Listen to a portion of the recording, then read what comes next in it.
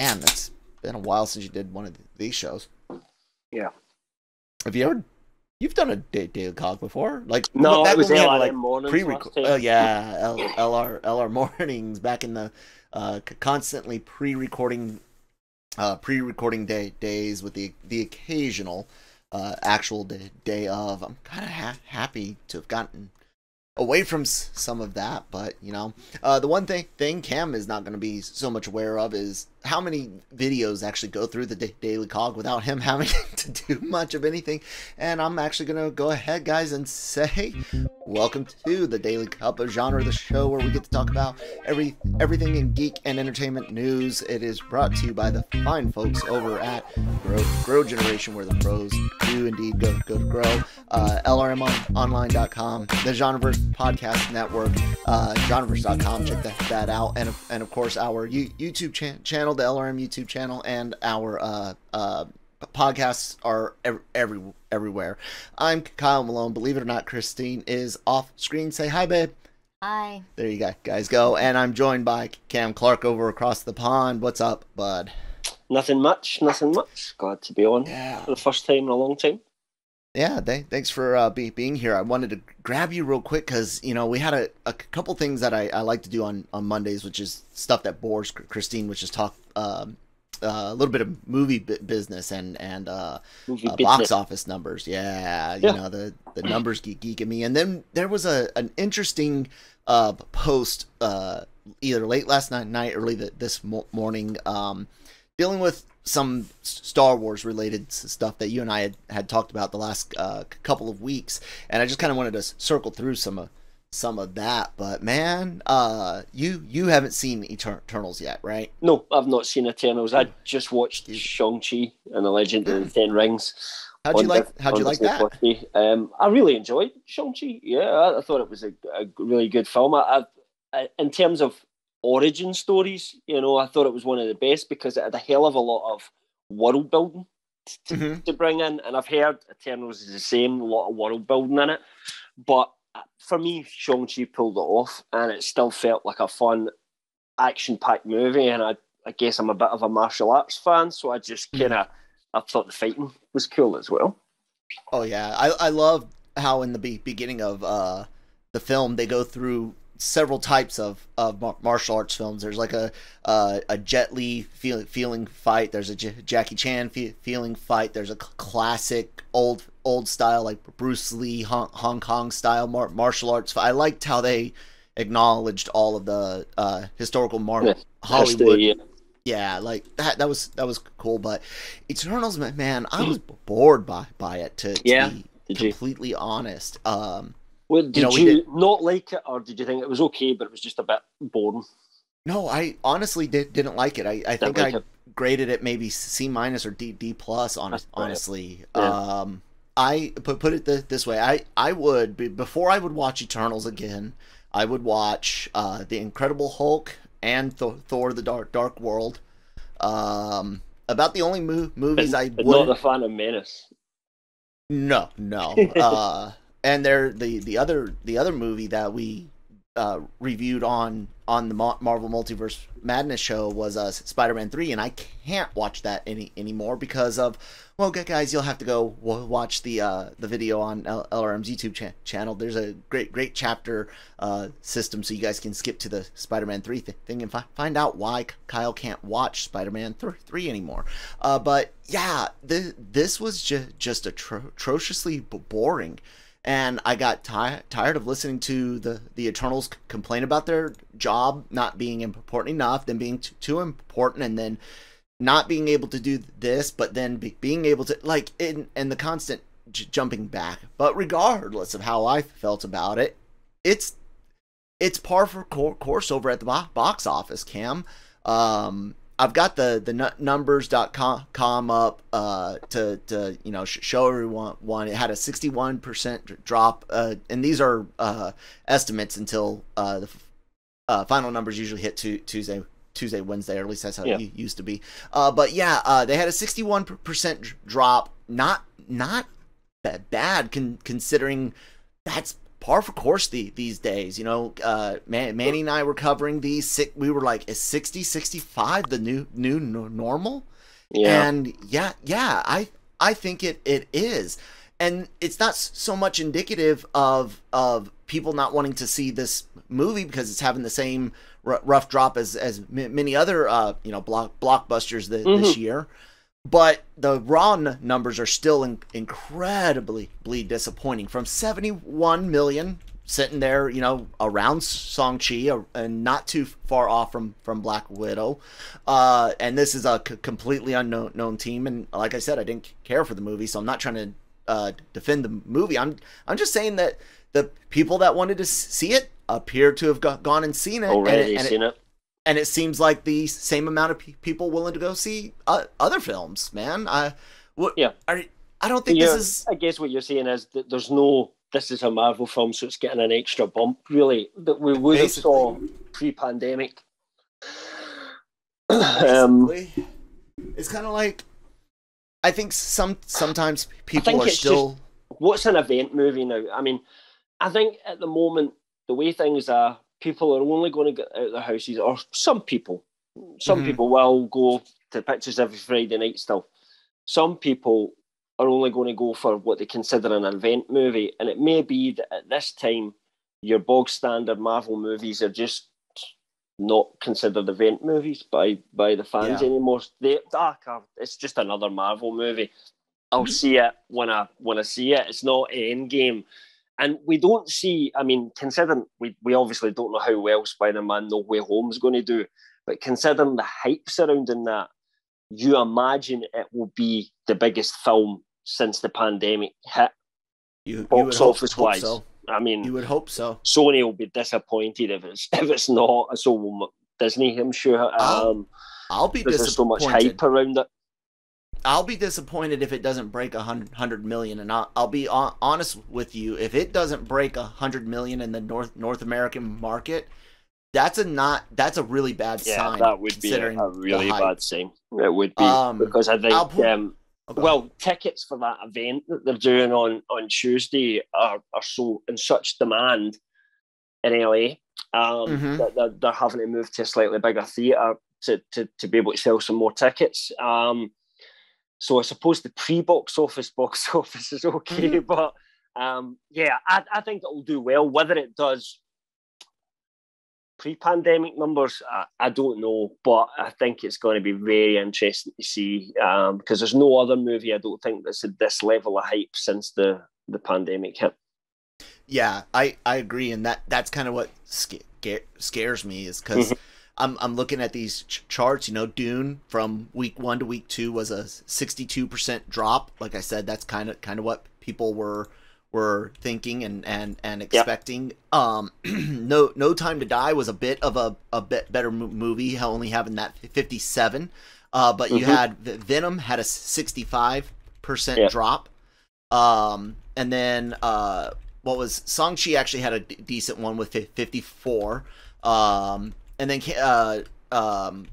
Free Guy was like the freak one with like a 35, right? And people were like, "Oh my god, I can't believe it did that well." So Suicide Squad had 70. Well, worldwide that one because in my country, in the UK, I don't think theatres were still open, and it just came straight away on one of the streaming services, I believe, for free on the first day. So, you know, I remember loads of friends saying to me, "Oh, have you watched that Free Guy yet?" And I'm like, "Is it out?" You know, I've not been to the theatres. Oh no, it's on. I can't remember which one, this streaming network. So I very much doubt it would have done great business in this country, but you know, again, you're just looking at the North American market ultimately. It's the most important one after all. It used to be. Now it's China. Well, you say that, but you know, the whole China thing. I mean, and you've talked about this before, but you know, China. Whether you decide to make your movies suitable for China, and for Andy that's just listening, I used quotation marks there because you know what I mean by suitable for China, doesn't necessarily guarantee that China will allow that movie to show. They still only pick a handful of Western movies. They already have a a very active Chinese box office. And you have to remember the way the Chinese government works is we don't need anybody else. That's their whole kind of mantra. So they just decide not to show some Western films at times. So even if you go out your way to please them, you will not guarantee not get always. Every film in a Chinese theatre anyway. So, but the ones where they make obvious efforts, you think Iron Man 3, you think Transformers Age of Extinction, those are the ones that, when they're especially working with Chinese distributors and things like that, those are the ones where you can tell who they're playing up to. But yeah, to that point, you absolutely catering to them is not a guarantee. And I think, I can't say for certain, but fuck the CCP anyways, that there's several movies over the last year that you're kind of like, why didn't you guys show that? And honestly, I think it's them messing with certain studios, specifically Disney. Because, you know, Fast 9, that got Chinese release, and it's one of the biggest movies. It had a 67% first drop. Again, they've always been popular over there. But I mean, we can just look at, for example, Star Wars movies. They've never did well in China, never. Nope. And you know, whether they release it in China or not is kind of irrelevant for any Star Wars movie because the audience just isn't there in the first place. Yeah. But the whole thing is like, yeah, I didn't care for the Eternals, but we cannot look at this weekend set of numbers and be like, it's a bad thing. No, guys, it's par for course. The same amount of people, roughly, that saw Shang-Chi saw this, minus a little. And Shang-Chi did have good word of mouth. You know, excuse me, will fix them. Whereas Eternals, let's face it, it didn't. I mean, no one that I know at LRM that's seen it, I haven't seen it yet, but no one I know at LRM that's seen it went, oh, this is a brilliant movie, and you know, everyone's wrong. Everyone kind of just said the same thing. It's not that good. And that kind of, because usually we have a very vast difference of opinion in the background of the LRM. You know, sometimes you and I will completely disagree on something, or we'll agree with each other and everyone else disagrees with us, etc., etc. Every combination you can think of. Whereas with Eternals, everybody's just been like, meh. And that doesn't fill me with any confidence. Yeah. I think Jammer, I think Nick said Jammer was a big fan of it, and I was like, go. Well, I mean, you know. He's like, it totally, he subverted my expectations. I had no idea they were going to spend the entire first two acts bitching and moaning while constantly jumping back in time, but a little closer to modern age each time they go back. I absolutely there's only one or two things that Jammer and I ever agreed on. Most of the time, we thought of ourselves as yin and yang, because if he liked something, I didn't like it, and vice versa. So that doesn't bode well as well. And what I'm hearing on the grapevine is that it could be hitting Disney Plus before Christmas. There's some rumours about that. This was, you know, more on the business side of things rather than the kind of leak side of things. It was something I read the other day there, and it was looking at the kind of business side of why it might make more sense because of the drops that every movie's taking, to just get it on there, because the subscriber base for Disney Plus isn't growing quite as much as they kind of wished it was doing right now at this minute. So it could be a kind of boon to put that on there before Christmas and try and get some subscribers in. I don't know. We'll wait and see. Unfortunately, at the moment, for me, it's like my son doesn't really fancy that one too much. So I ain't going on my own. So I'll probably be waiting at least for a while, maybe even till streaming for that one as well. Yeah.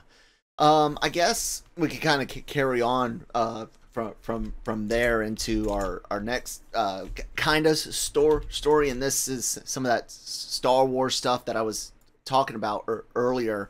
We had talked on the Cantina about Rogue Squadron being delayed, and we discussed what we had been told from our sources about it being related to some things, technical filming technology, not being exactly where they wanted it for the dogfights and stuff like that. And we had a really good conversation. Everyone on the screen can see, go to YouTube or wherever you're listening, the chapters, minute 36:50 on through pretty much almost the rest of the show. But one of the things that I did ask, and I was like, I wonder if there's more to it, because if you're gonna do this movie and you have all these announcements, you have that fun little when it was announced last year video with Patty Jenkins, it's like you guys had to have done some testing. You had to have some theory, some work going on. There's no way after 6 months allegedly of script writing and pre-work that all of a sudden you go, technologically we can't. Not saying that that's not a factor at all, but I wondered if there was potentially more. What we're going to talk about is not us backing anyone's particular stories up. It's just an interesting development, and interesting because of the person that is alleging some of these things. But there's a Twitter group out there, Puck News, that got someone, former editor over at THR, you said, Cam? Well, certainly used to work for THR, yeah. Okay. Baloney, yeah. Yeah, okay. And would assume because of that they do have some inside contacts. However, potentially, they also don't work for THR anymore, so who knows? Who knows? And I don't know why. I mean, I'm just thinking, for example, if I didn't work for LRM anymore, I wouldn't have access to LRM sources anymore. Right? But that I don't know if that's how it works elsewhere. So And we don't know why they left. Was it amicable, and this is them using those sources that they still had contact with for their own betterment? Is it someone that's sour? Is it a Doomcock fan? I don't know. But here's the thing. There's a quote that Puck News put out, and Star Wars Stuff 2 retweeted out this quote, and it says, quote, top filmmakers are dying to make a Star Wars movie until they sign on and experience the micromanagement and plot point by committee process. Jenkins, meaning Patty Jenkins, wasn't willing to dick around. Look, creative differences happen, story differences happen. I have been scared of this film since it was announced, just because of how much I love the property. And then after seeing Wonder Woman 84, I got really nervous. And then when Patty opened her mouth about her creative freedom on 84, I got royally scared. But let me ask you this question. Sure. Would you rather they were micromanaging a little bit and making sure that the stuff goes out as right, or just kind of going, well, you have your creative freedom and on you go? Oh no, absolutely. If anything, Wonder Woman 84 proved that Patty needs a handler. She needs a wrangler. Like I don't know if it's one or a team, but who knows, but it seems like if I was in charge of Star Wars, I wouldn't. What's the word I'm looking for? I wouldn't let anyone just go free range.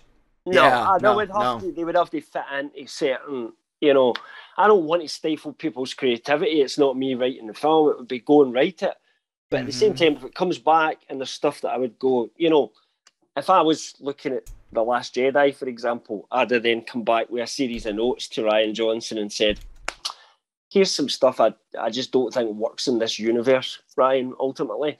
And I think one of the problems the sequels had was that they kind of just, the director's in control. So Abrams got to do whatever he wanted other than get more time. Rian Johnson, it went sweet as a nut. He got to do exactly what he wanted, no problem at all. J.J. Abrams, next time around, got to decide to do what, roughly, as far as we know, what he wanted in The Rise of Skywalker. And those films didn't work. No. So they didn't. What do you think though, man? Just because because like I said, the technology thing alone, I buy that it's a part of it. Sure, I could see her even being like, no, this doesn't look right. I could see her being like, you guys said I would get this type of shot, and I can't get this type of shot. So until I get this type of shot, call me. You know, I could see that. So I'm not denying it that. Could be that. Creative differences could be, you know, that Star Wars, Lucasfilm said, well, let's just do it this way, you know, and she said, no, I want to do it the way I originally envisioned, and if we can't do that right now, let's circle back round when I can, and boom, delay. Because what we had heard from our sources, you know, wasn't that Jenkins was out. It was that she would circle back round and do this again. If they had such creative differences as is expressed in the article, and the article does, you know, make a point of saying basically, Kathleen Kennedy needs to go because it's her fault this keeps happening, right? If things were that bad, why would they just say, you know, delayed, hope to come back round it again, all the things that we looked at when we talked about it? Why wouldn't they just say it's currently cancelled or indefinitely delayed? They've not had any quarrel about saying Trank was gone or Gareth Edwards had, you know, well, they did beat around that bush, but they didn't bat an eye at D&D from Game of Thrones. They didn't bat an eye at you know, like it's one of those things. But at the same time, you could also look over at their investors call that had awful numbers. You could look at all the leak issues, the reaction to Disney Plus Day, regardless of whether you were a Marvel fan or Star Wars fan. They bury the Marvel footage 11 minutes into a 15-minute video, while the Pixar 4-minute clip about the new shit is just the 4-minute clip about the new shit. And then Star Wars, they, you know, obviously seem to be saving shit. So yeah, it's like they have this awful week. So you could also make the argument that they might be trying to do some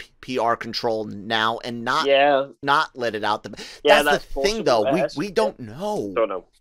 You know, I mean, and even, you know, you could different sources potentially hearing different things depending on what the word is within Lucasfilm as to what's going on. Different people might have heard different things from people that were in meetings, and I heard for so and so they were in a meeting. It's not like that, and you actually end up with a couple of different pieces of information, and it's hard to say. I mean, we always say, even if something's coming from one of our best sources, you know, things change, and we can never guarantee something's going to be 100% right until, you know, something like this person has signed on to play this role, because that's not going to change barring some crazy someone getting hurt or, you know, something weird. So, I mean, it could just be as simple as something like that, and genuinely no one really kind of knows the full story behind it. As you said, there could be a mix of a couple of different things, and we're just hearing two different sides to it, but the whole story's the whole thing.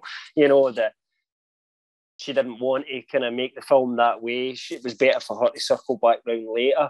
What we do know for certain is that she's changed, or is in the process of changing her schedule to move everything else further forward, because Rogue Squadron's not happening when it was supposed to. But at the moment, it does look as if it's not cancelled, you know, and until somebody tells us that it is cancelled and we're not getting Rogue Squadron anymore, what can we do but, you know, just speculate and see what happens? Yeah, there's nothing that we can do about that. It was like I've been trying to tell people, when it comes to some of these issues, like, don't get me wrong. Yeah, sure. I'm one of those that does buy into the fact that the person's name at the top of the ladder, at the senior raider, your boss, right? The person signing the checks. If you have too much turnover, that becomes a leadership issue. I believe that wholeheartedly. However, there's people that don't seem to think the same for Kathleen Kennedy. That being said, we did see Star Wars and Lucasfilm reorganized. Dave Filoni got a new position essentially created for him, and you and I have talked about how compartmentalization across all sorts of fields is a good thing, right? Yeah. Right? Yeah. And this is one of those times where those compartments could start becoming visible from out here, because we can get one source saying one thing and another source saying another, and what is probably the reality is they both have a piece to the puzzle, but we can't say for certain. We can say that this is an interesting development. Yeah, and there definitely still seems to be a lot of anti-Kathleen Kennedy kind of rhetoric happening at the moment. And, you know, it's funny because I feel like you and I end up defending KK all the time, and yet I hate it. Neither of us are fans, really. And we don't think she should be there. So far, yeah. You know, all we're saying is that at the moment, that's not going to change, you know, and that we hope that the things that she has done better will increase and the things that she's done bad will decrease, so that Star Wars as a whole will improve going forward. But ultimately, until we get to a point where we've got some more content out, we're not going to go that. I mean, just think how little content we've actually had for Star Wars. It's basically just since the obviously the 3 sequel movies. Yeah. We had the 2 in between, you know, movies which were, you know, were kind of supposed to be on the lower budget scale. I think Rogue One probably ended up slightly dearer because so much it had to be reshot. Solo a lot dearer because so much it had to be reshot and everything like that. But I don't think that was their intention to be these like high budget movies. And then we've had 2 seasons of Mando and a cartoon, 1 season of The Bad Batch. I mean, that's not a hell of a lot of content. Yes, there's all these, we know what's coming, but it's not here yet. And until it is, we can't quite weigh up the good versus the bad and see where we are. Stuff sounds good that's going to happen going forward, but there's also stuff that sounds that I've heard that's happening as well. So, you know, like anything with High Republic in it. But yeah, I'll tell you what. Neither do I. So on this one, guys, you know, stay tuned. I more to follow from us reacting to others, and more to follow from Rogue Squadron and Lucasfilm, because like I said, regardless of this situation, we do know Disney themselves, the House of Mouse, is not the happiest place on earth right now. But I'll tell you who is pretty happy, and that's our sponsors over at Grow Generation, because we're going to hear from them right now. Grow Generation, where the pros go to grow. For all of your cultivation needs, Grow Generation has the right products, service and staff to make your grow successful. Go to www.growgeneration.com, where the pros go to grow. Okay, thank you guys over at Grow Generation. Do check them out. Let them know who sent you. Cam, the kind of like last thing I just wanted to talk about today is the Marvel announcements. What we did see from the Disney Plus Day, a shit ton of fucking title cards. Oh my god, we got a date for Miss Marvel summer. Yeah, we did get that. I did appreciate the Wolverine 3 TVs as well, which were but let's go through some of these title cards real quick and tell me what you think and what you might be interested in. X-Men 97. I love the cartoon. Yeah. I wasn't a big fan of the comic reboot after Secret War 2015-16. And I know you don't really read a bunch of modern books at all, but that has potential, right? Yes, because I think it was a good show. When I liked it, it was what got me into the X-Men as a kid, because I wasn't that into the comics. I mean, I saw some of the characters, but it was that show that made me go, "Oh, the X-Men are actually cool." Yeah, exactly.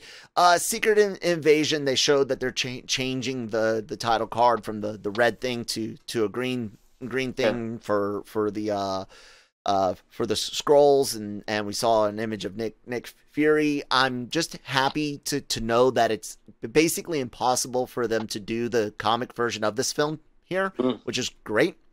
Marvel Zombies, man.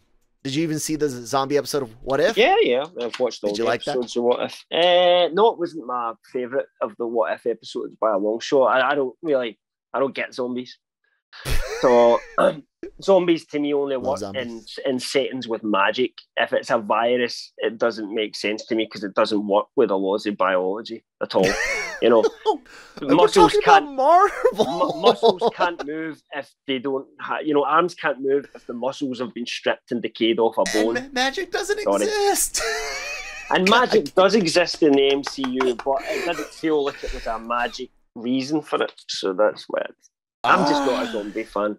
The only zombies I ever liked were the ones in Game of Thrones because it was some weird Eldritchian, magic, deity thing. So there is something about it where it's weird, but yet I still can't stop watching because it doesn't make sense. Because it's like, when does rigor mortis set in? Yeah, like all of these like different things. But I'm suspending my belief for so much other stuff. I can definitely take the. With people have shooting lasers out their eyes and flying about. I mean, it's not any more crazy than that. But we all have things that just you have sometimes a thing that just makes you suspension of disbelief. And that superheroes I think I can live with, but certain things I just go too much for me. Yeah. What about the Agatha House of Darkness, man? What do you think with that? Is it going to be like her rise to power up through her trial and her return, or are we going to see something else? I genuinely don't know what we're going to see. I think Agatha is going to be a big player going forward in the MCU. She was too much of a big player in the comics, and with characters like Fantastic Four coming up, I just Wanda, going a certain way. I just feel like she needs to be a big part of the MCU going forward. What we will actually get in the show, I genuinely couldn't tell you, but I'm excited for it because I thought Catherine Hahn was amazing as Agatha. She was the best thing in that. I mean, say that Liz Olsen that plays Wanda and Bettany as Vision were fantastic in that show as well. They were, but I think Agatha's, Agatha all along was the steal of that. She stole everybody's kind of thoughts and minds after that show, and I think we had to get Agatha back at some point. One thing I've said before, and I hate to bring up his name because it's a fucking meme. However, you mentioned about the Fantastic Four, and she's a big important part of a lot of things. But there's one person that's very important to Agatha Harkness herself, and it is Mephisto. And before everyone turns off, hear me out, okay? At this point, we've used multiple stories and characters directly related to Mephisto already through WandaVision. We are seeing One More Day be used in Spider-Man No Way Home, another Mephisto story, and we're going to get this House of Harkness show, which regardless of whether or not it deals with her rise in magic and discovering it or not, you are still dealing with yet another character that directly tied to him.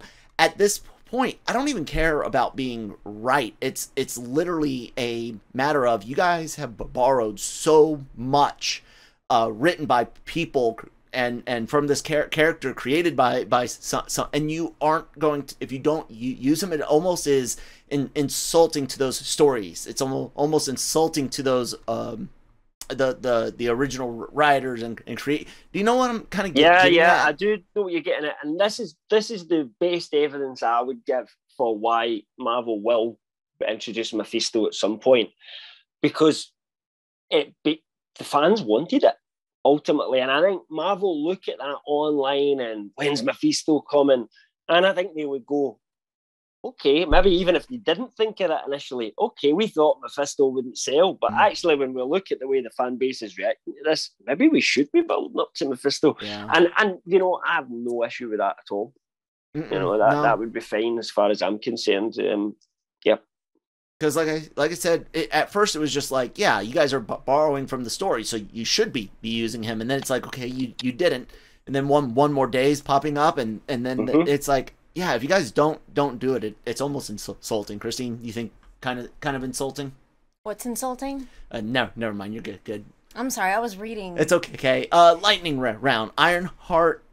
I mean, I have to see something. I thought it was weird that there was no arc reactor in the heart, because she's directly related to the Iron Man comics, and I don't know, but I am Groot. I'll wait to see it. It's animated. Spider-Man for freshman year. Do you know how disappointed I was to find out it would be his first year as Spider-Man, like high school freshman year? Like, I was hoping it was going to be college. No. Yes, I just assumed that, yeah. Aren't you now disappointed? That's just the same as Spectacular Spider-Man. We're going to get the fucking origin story all over again. Apparently this is going to be... Spider-Man did the school thing. It's been done.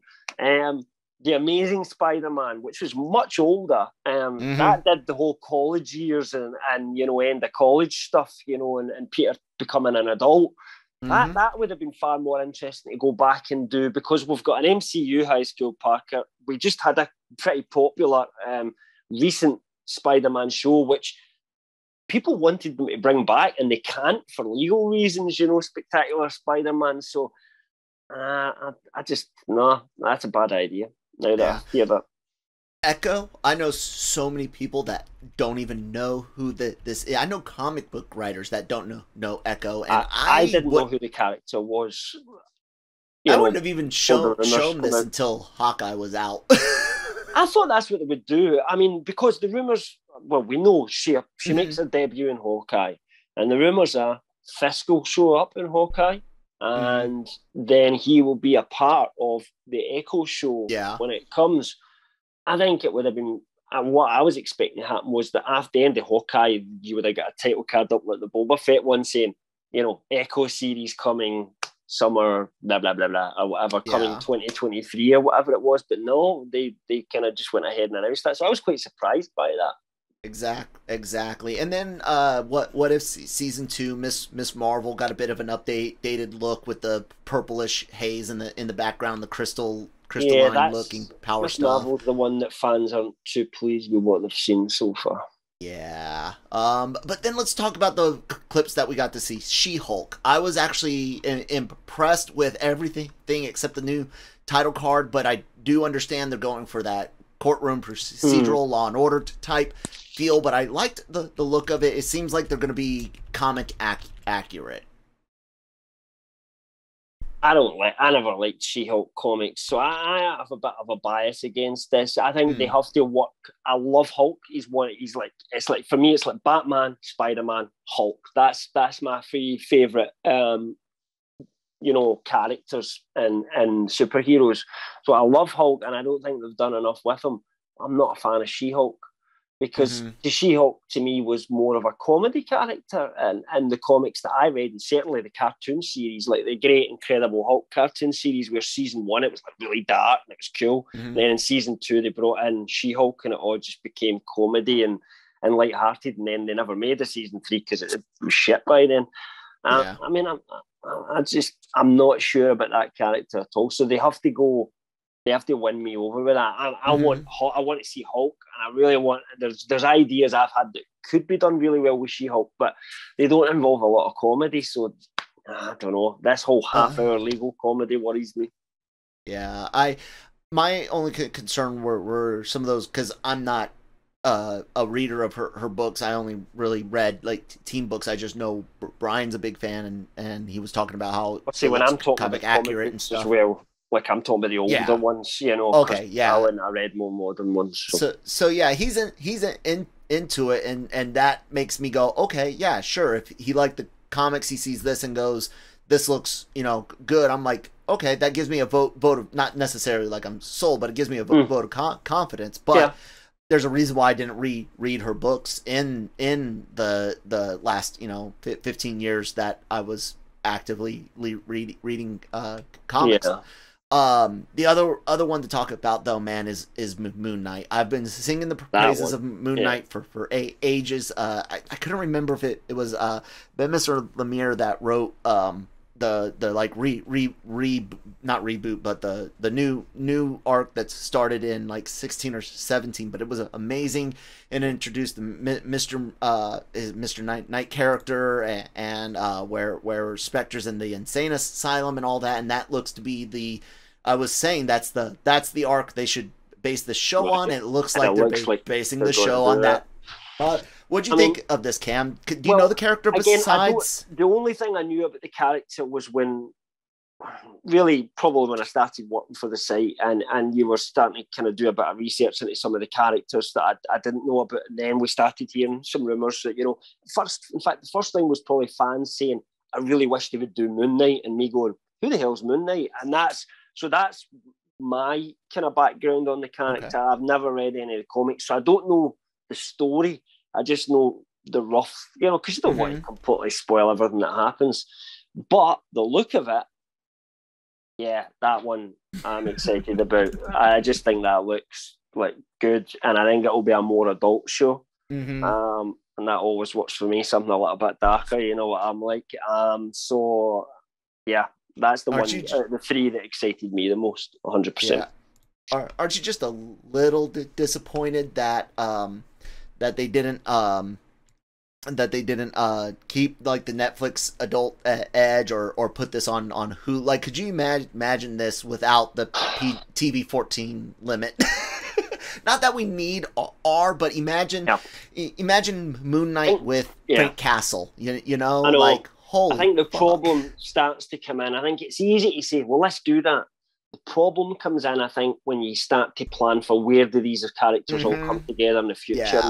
Now, we know that, I mean, although I've not seen Eternals, I know who shows up and speaks to Dane Whitman at the end, because we've covered it on the site. It was Blade, and we don't have Blade in the MCU yet, so there's some connection between. The way I see it is, I think there's going to be something happens between Blade, Moon Knight,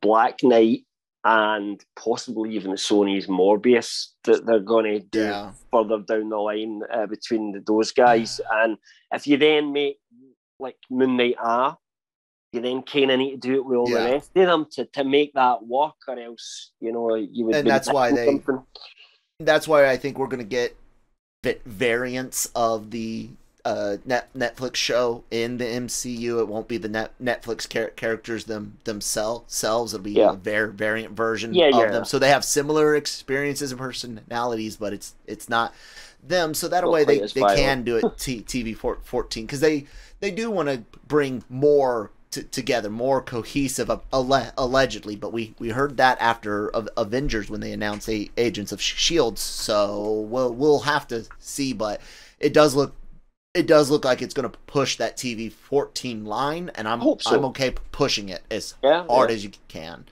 But they did show more stuff from Miss Marvel. You mentioned fans aren't very happy with a lot of things with this. There's rumors about changed powers. Look at the show or anything. It's the powers that people have got a real issue with, as far as I can. Excuse me, I'm just fixing them a light. You're fine. At the moment. It's just crazy that.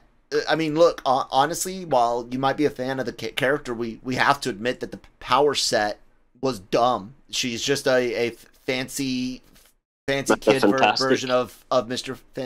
Fantastic. So she kind of used it different. It was like the movement was Spider-Man, like the way she used it. So it's a funny. It wasn't like she didn't turn into chairs like Mr. Fantastic does or anything like that. But it's just a funnier, different. Like I said, like a zoomer version of it, millennial version of it. That they had to up her power level to work with Miss Marvel.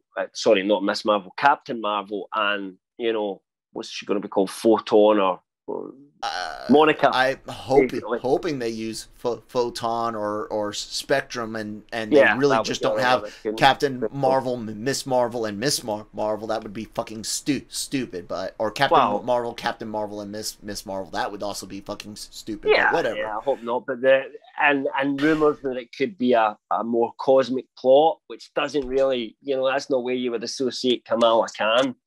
You think of her more like young Peter Parker, getting into the superhero business and everything like that. And I think that's where the show will go. But you've kind of already got that with Peter Parker. So is she the next generation in? Or I don't know. I mean, you can imagine her in Young Avengers, but because think about it, she would have been when this show was first announced and they cast her. I think they were still maybe it was first announced, but we were worried about there was no Spider-Man deal when this first was being talked about, and Nick and I wondered if she would be the Spider-Man replacement, the fangirl for the MC going forward. But we'll have to see. I think it's weird to do it from the images that we've seen where it looks almost Green Lantern-ish, where instead of stretching her body, she's going to use energy to make the shapes and stuff. It's weird, but what else are you going to do? Yeah, I mean, if they want to, they're going to bring in Fantastic Four. If they want Mr. Fantastic to look different from everybody else, or else it's just going to be, you can imagine the reviews in day one. Mr. Fantastic just used the same technology as Miss Marvel. Crap, I mean, some fans would give them that. Whereas it's one of those takes that you want to get right, because in the old Fantastic Four films, it was always the hardest to get him right because it just looks cheesy most of the time, Yeah. Like you pick up a cup that's got a 4 on it. Oh, it's you, Mr. Fantastic. I mean, they used to do shit like that in the comics. And I love the Fantastic Four. Don't get me wrong. But sometimes they went too far with that sort of stuff. Yeah, I agree. Anyways, we've gone too far with this show. It's over for 45 minutes. I'm done. I don't want to edit any more crap. So hey everyone, please do check out our Twitter, since that's the first thing I've got up here at LRM_exclusive. Also we have at the Genreverse, so check that out. Our website LRMonline.com, all the great things that you can imagine, all of our articles, interviews, videos, podcasts, all of that. All of that is there. Our YouTube channel, you guys check that out. All of those interviews and stuff that I was talking about are all available for you. Everything's free. There's no Patreon or anything like that. Help us keep it that way by hitting that red subscribe button. And of course, anywhere you get your podcasts from, we're there. Genreverse Podcast Network from LRM Online, Spotify, Apple, all that stuff. Thumbs up, down, we'll take the hate clicks, guys. We appreciate it. Social media information for me and Christine's down below. Cam, where can people find you at? At LRM_Cam is my Twitter handle, so absolutely reach out there if you want to get in touch about anything. There you guys go. Thank you so much, Cam, for being on the episode today. Thank you. Christine, hi. Hi. I'm still here. Yeah. All right, everyone. We'll hopefully talk to you guys tomorrow. Have a good one. Bye.